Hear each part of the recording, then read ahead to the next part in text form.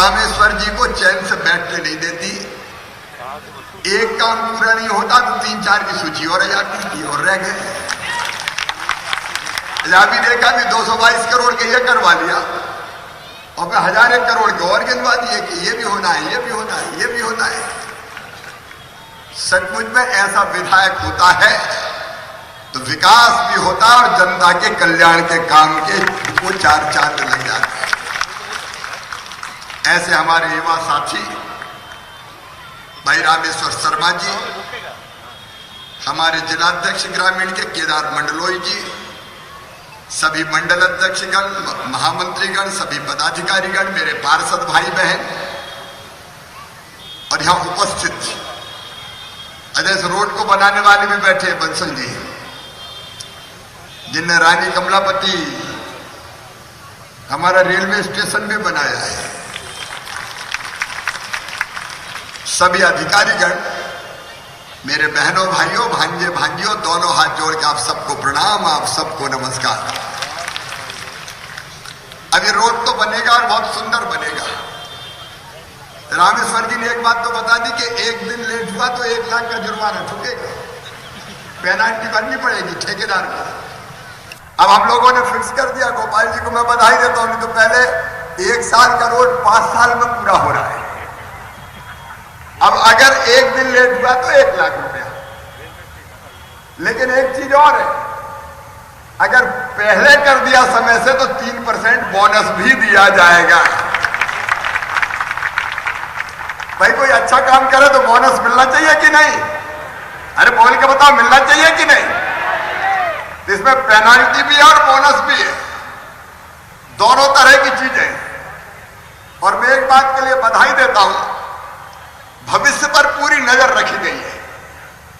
अभी डॉक्टर श्यामा प्रसाद मुखर्जी नगर, और यहां केवल रोड ही रोड थोड़ी बनाएंगे, कभी रेल भी लाएंगे, मेट्रो भी लाएंगे, उसमें क्या दिक्कत। हालत ये हो जाती है कि एक बार रोड बन गया, फिर खोदो, मेट्रो आ रही है, फिर खोदो बोले पानी की लाइन बिछ रही है, फिर खोदो बोले ड्रेनेज का सिस्टम आ रहा है। यहाँ कलेक्टर भी है, नगर निगम कमिश्नर भी, पीडब्ल्यूडी वाले भी है। साफ सुन लेना, एक बार बना तो मैं खोदने नहीं दूंगा, सोच समझ के बनाना, ये पूरा कर नहीं। 1 साल बनाओ, दूसरे साल खोद डालो। अब ये नहीं चलेगा, इसलिए एडवांस प्लानिंग, डिटेल प्लानिंग कि मेट्रो के लिए पहले ही जगह छोड़ दो, और सारी चीजें जो बनेगी वो गोपाल भार्गव जी आपको बता रहे थे। अत्याधुनिक कल्पना ये की गई है, और ये मार्ग जब बनेगा तो हमारा कोलार क्षेत्र, डॉक्टर श्यामा प्रसाद मुखर्जी नगर की ये सबसे सुंदर रोड होगी भोपाल की, ये देख लेना। जब हम आए तो भी हमने बेटियों का पूजन किया। बेटियां मेरे लिए देवियां हैं, और 2 तारीख को लाडली लक्ष्मी सम्मेलन होने वाला है। एक बात मैं कोलार वासियों से कहना चाहता हूं, बेटियां बोझ नहीं, बिटियां वरदान है। और लाडली लक्ष्मी योजना के अंतर्गत जितनी भी बेटियां आएगी, उनकी कॉलेज की पढ़ाई हो, चाहे मेडिकल कॉलेज की, चाहे इंजीनियरिंग कॉलेज की, चाहे आईआईटी आईआईएम की, चाहे बिजनेस कोर्स की, फीस चाहे कितनी भी हो, मम्मी पापा नहीं भरवाएंगे। कौन भरवाएगा? और दूसरी बात, इस बात के लिए हम लोग दृढ़ प्रतिज्ञ हैं कि बिटिया की तरफ अगर किसी ने गलत नजर उठा के देखी तो सीधे फांसी के फंदे पे चढ़ाया जाएगा। एक तरफ विकास के काम, दूसरी तरफ नई दृष्टि सरकार चलाने की। आज सवेरे इंदौर से मैंने सीएम राय जी स्कूल का भूमि पूजन किया। मेरे कोलार के बहनों और भाइयों, गरीब के बेटा बेटी, निम्न मध्यम वर्गीय के बेटा बेटी, मध्यम वर्गीय के बेटा बेटी प्राइवेट स्कूलों की फीस नहीं भर सकते। कई बार जितना कमाते फीस ही भरने में जेब खाली हो जाती है। अब मध्य प्रदेश में अत्याधुनिक सीएम राय स्कूल बनाए जा रहे हैं। एक बिल्डिंग बन रही है 38 करोड़ रुपया की। लैब होगी, लाइब्रेरी होगी, प्लेग्राउंड होगा, स्मार्ट क्लास होगी। और मेरा संकल्प है कि अच्छे से अच्छे प्राइवेट स्कूल से बेहतर स्कूल बना के दूंगा, ताकि गरीब और निम्न मध्यम वर्गीय के बेटा बेटी पढ़े। बोलो पढ़ना चाहिए कि नहीं? कहां जाएंगे हमारे बच्चे? दिशा और दृष्टि दोनों बदली है। और एक बात और, आजाद तो भारत हो गया, अंग्रेज चले गए, अंग्रेजी छोड़ गए। कुछ लोगों ने षड्यंत्र किया अपने देश में। बड़े लोग, उन लोगों की कोशिश ये थी कि अंग्रेजी की अनिवार्यता रहेगी तो बड़े बड़े पदों पर केवल हमारे बच्चे बैठेंगे। अरे बुद्धि तो गरीब के बेटा बेटी में होती है, निम्न मध्यम वर्गीय परिवारों के बेटा बेटियों में भी होती है, मध्यम वर्गीय में भी होती है।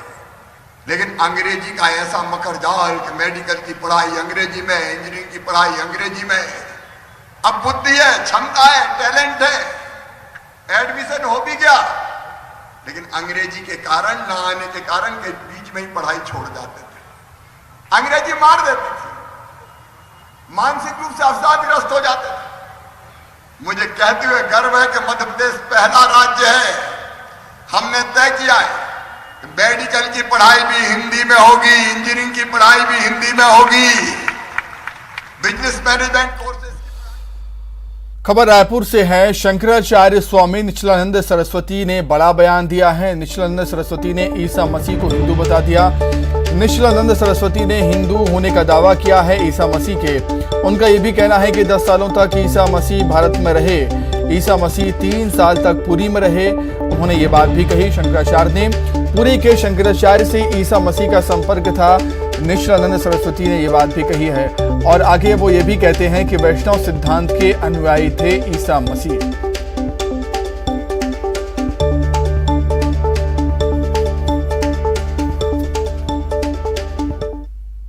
क्रिश्चियन कम्युनिस्ट किसी से गिराते नहीं, हम तो मूल को पकड़ते हैं। सत्य को सनातनी वैदिक हिंदू थे। विदेश में ईसा मसीह जी का ही प्रतिमा है, वैष्णव तिलक लगाए। 10 वर्षों तक ईसा मसीह जी कहाँ रहे? गुप्त इतिहास भारत में रहे। 3 वर्षों तक 10 वर्ष की अवधि में पुरी में रहे। उनको प्रशिक्षण जो प्राप्त हुआ, ईसा मसीह जी के नाम पर प्रचार हो रहा है। ईसा मसीह 10 वर्षों तक भारत में रहे अज्ञातवास में, और 3 वर्षों तक 10 वर्षों की अवधि में पुरी में रहे। पुरी के शंकर से संपर्क उनका था और वैष्णवोचित सिद्धांत, शास्त्र सम्मत सिद्धांत के अनुयायी थे। उनके नाम पर कुछ हो रहा होगा। तो शंकराचार्य स्वामी निश्चलानंद सरस्वती ने बड़ा बयान दे दिया है ईसा मसीह को लेकर। उनका कहना है कि ईसा मसीह हिंदू हैं। ईसा मसीह को हिंदू बता दिया शंकराचार्य जी ने। निश्चलानंद सरस्वती ने ईसा मसीह के हिंदू होने का दावा किया है। और 1-2 उन्होंने तथ्य भी दिए हैं कि 10 सालों तक ईसा मसीह भारत में रहे। ईसा मसीह 3 साल तक पुरी में रहे और पुरी के शंकराचार्य से ईसा मसीह का संपर्क था, ये भी कहा। और ये भी कहा कि वैष्णव सिद्धांत के अनुयायी थे ईसा मसीह।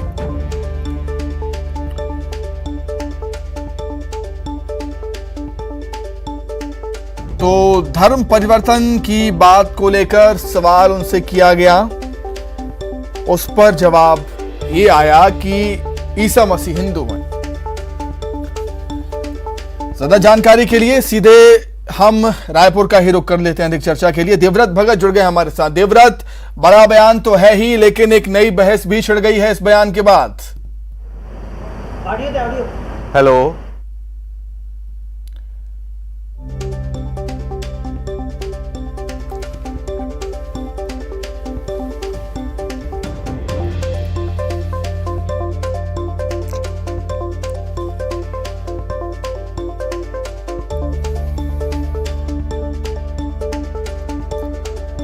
तो शंकराचार्य स्वामी निश्चलानंद सरस्वती ने बड़ा बयान दिया ईसा मसीह को लेकर।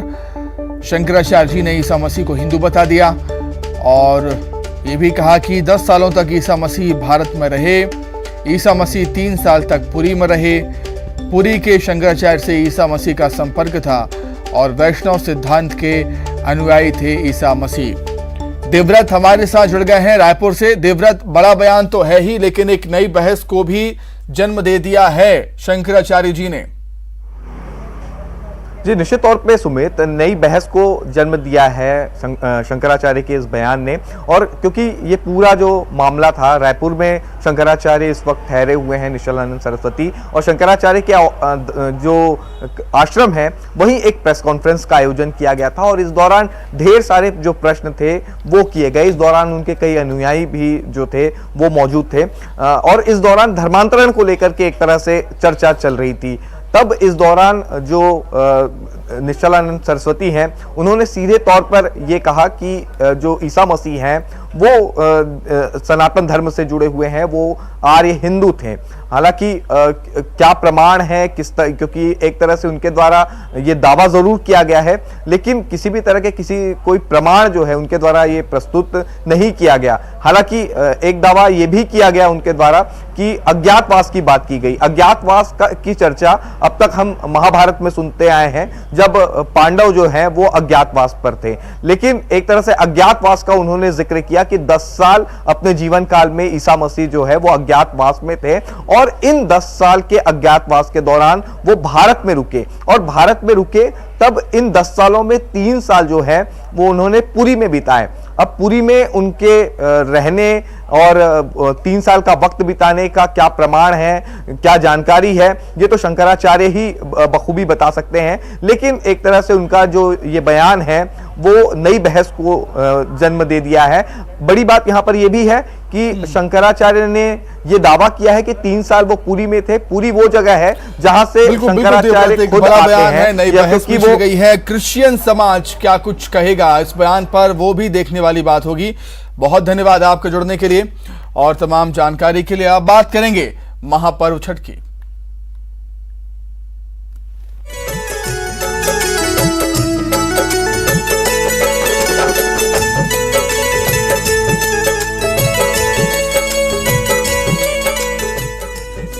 छठी मैया बरत तोहार। राजधानी भोपाल में सूर्य की आराधना का महापर्व छठ धूमधाम से मनाया जा रहा है। आस्था के महापर्व का दूसरा दिन है और व्रती खरना के साथ ही छठी मैया की पूजा अर्चना कर रही हैं। छठ गीतों के साथ व्रती छठी मैया से प्रार्थना कर रही हैं। छठी मैया बरत तोहार। पर्व आस्था और विश्वास का महापर्व है, तो वहीं व्रती इसमें परिवार की खुशहाली और सुख शांति और समृद्धि की कामना भी करते हैं। आखिर छठी मैया का व्रत कैसे रखा जाता है, क्योंकि 36 घंटे का निर्जला व्रत होता है, कैसे पूजा अर्चना की जाती है और किस तरह से उनकी प्रार्थना के समय जो छठी के गीत हैं वो गाए जाते हैं, तो इन सब पर बात करने के लिए हमारे साथ गायिका अनमोल सिंह जी हैं, उन्हीं से बात करेंगे। अनमोल जी, आपका बहुत बहुत स्वागत है न्यूज 18 मध्य प्रदेश पर। और आपसे सबसे पहले तो जानना चाहेंगे, क्योंकि छठी मैया का व्रत बहुत कठिन होता है, 36 घंटे का निर्जला व्रत होता है, कैसे इसको विधि विधान के साथ पूरी पवित्रता के साथ रखते हैं और किस तरीके से आराधना प्रार्थना करते हैं गीतों के माध्यम से? मैं गायिका अनमोल सिंह पूरे देशवासियों को छठ महापर्व की ढेर सारी शुभकामनाएं देती हूं और बहुत बहुत शुभकामनाएं देती हूं। जी, अगर इसमें शुरुआत होती है नहाय खाए के साथ, तो किस तरह से प्रार्थना की जाती है गीतों के माध्यम से, पूजा का विधान किस तरह से होता है? ये व्रत मैं आपसे बताना चाहती हूँ कि बहुत कठिन व्रत होता है, 36 घंटे का व्रत होता है। सुबह का गीत कुछ और होता है, शाम का गीत कुछ और होता है, रागों से बना होता है, सुबह का राग और शाम का राग, और हर एक चीज पे गीत बना हुआ है। तो मैं आप सभी लोगों के बीच में गीत सुनाना चाहती हूँ। उगी है सूरज मल नैयो न डोले, उगी है सूरज मल नैयो न डोले, रे तेवड़िया बोले हो गईले भोरा भिनुसार, रे कोयलिया बोले हो गईले भोरा भिनुसार। 2 दिन के भूखल तिवई जल बिच बाड़ी खाड़ जी, हाथ में कल सुप लेके कल पे करेले इंतजार जी। ओठवा झुराई गईले मुहवो न खोले रे, ओठवा झुराई गईले मुहवो न खोले रे, कोयलिया बोले हो गईले भोर भिनुसार रे, कोयलिया बोले हो गईले भोर भिनुसार। आपने छठी मैया की प्रार्थना के लिए गीत गाया है, लेकिन इसी के साथ ऐसे कहा जाता है कि इसमें बांस का जो सूप होता है उसका महत्व होता है, बहुत सारे जो फल होते हैं प्रकृति से जुड़ाव के प्रतीक होते हैं वो, तो फलों की पूजा अर्चना इसमें क्यों की जाती है, क्या महत्व उनका होता है और इसके माध्यम से क्या जो संदेश है जो बहुत सारे लोगों तक पहुंचता है? मैं आप सभी लोगों से बताना चाहती हूँ कि इस व्रत में ईख का जो गन्ना बोला जाता है और नारियल का, गुड़ का और फल फ्रूट का बहुत महत्व होता है, क्योंकि ये कहा जाता है माँ इसको मतलब स्वीकार करती हैं और इसका मान्यता है, सभी लोग इसको चढ़ाते हैं छठी मैया को। और उसी के ऊपर गीत भी बना है कि कहाँ चही बस के बहंगिया, बहंगी लचकती जाए, होखे ना बलम जी सहैया, दौरा घाटे पहुँचाए, कांच ही। तो छठ के इस महापर्व पर राजधानी भोपाल में क्या कुछ माहौल है, कितना उत्साह है महिलाओं में इस व्रत को लेकर, वो हम जानेंगे। और सीधे भोपाल का रुख कर लेते हैं, रंजना दुबे हमारे साथ जुड़ गई हैं। रंजना, कहाँ मौजूद हैं आप और कितना उत्साह महिलाओं में देख रही हैं आप इस महापर्व को लेकर?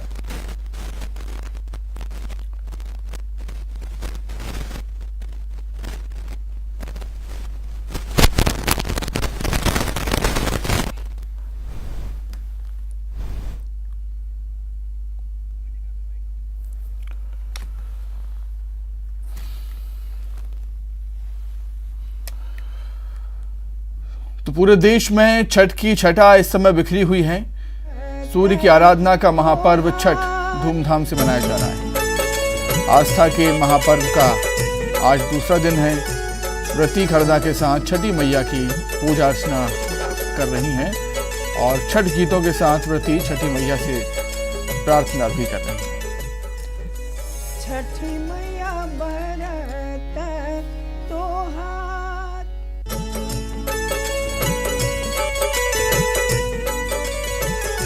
रंजना लाइव हमारे साथ जुड़ गई हैं भोपाल से। रंजना, कहां पर मौजूद हैं आप और कितना उत्साह है महिलाओं में इस समय इस महापर्व को लेकर?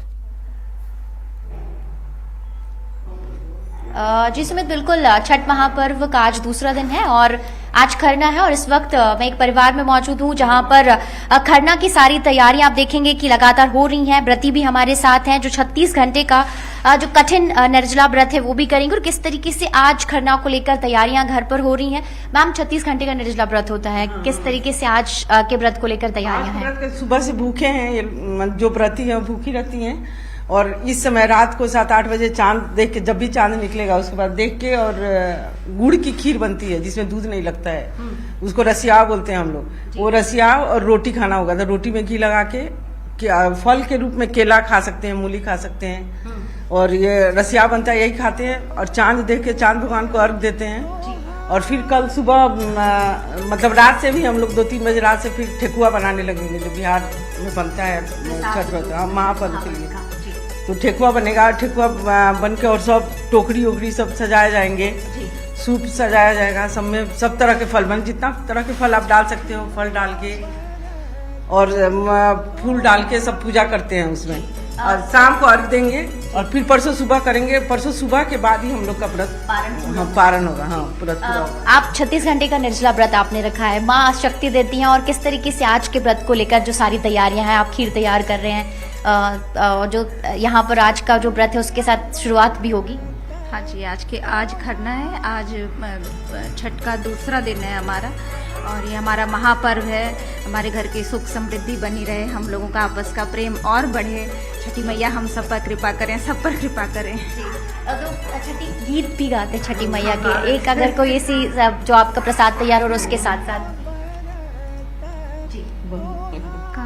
नाचही बस के बहंगिया बहंगी लचकत जाय बहंगी लचकत जाय पेन्युना बिलासा दे पियरिया भैले अरघ के बे भैले अरघ के लेऊ नाम आशुतोष बाबूदा बहंगिया दौरा घाटे पहुँचा दौरा घाटे पहुँचा।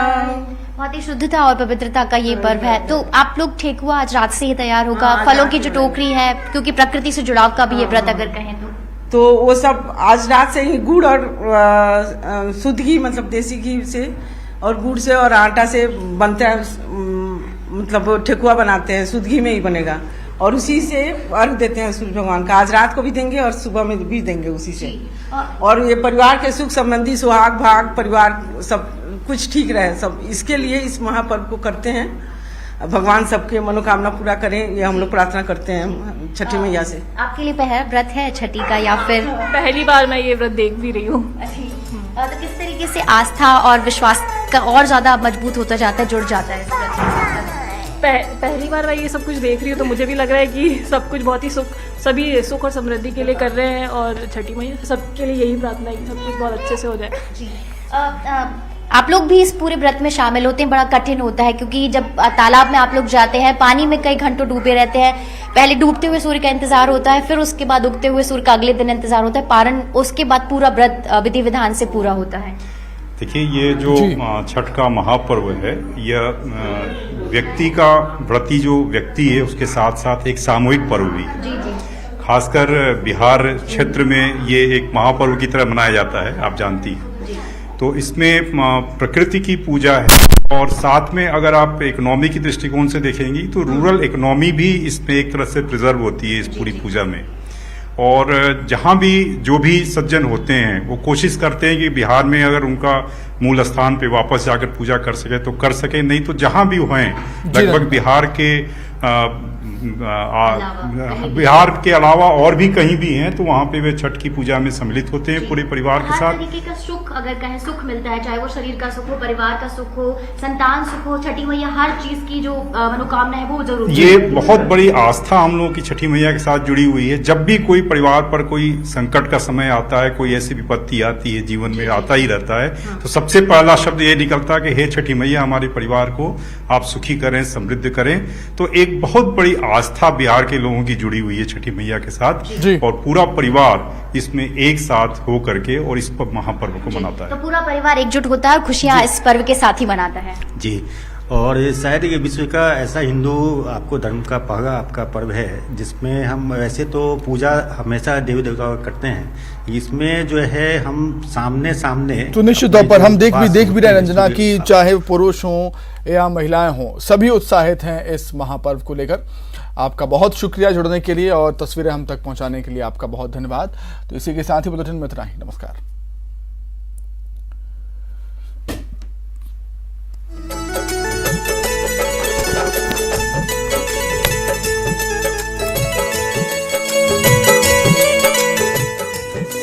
छठी मैया बर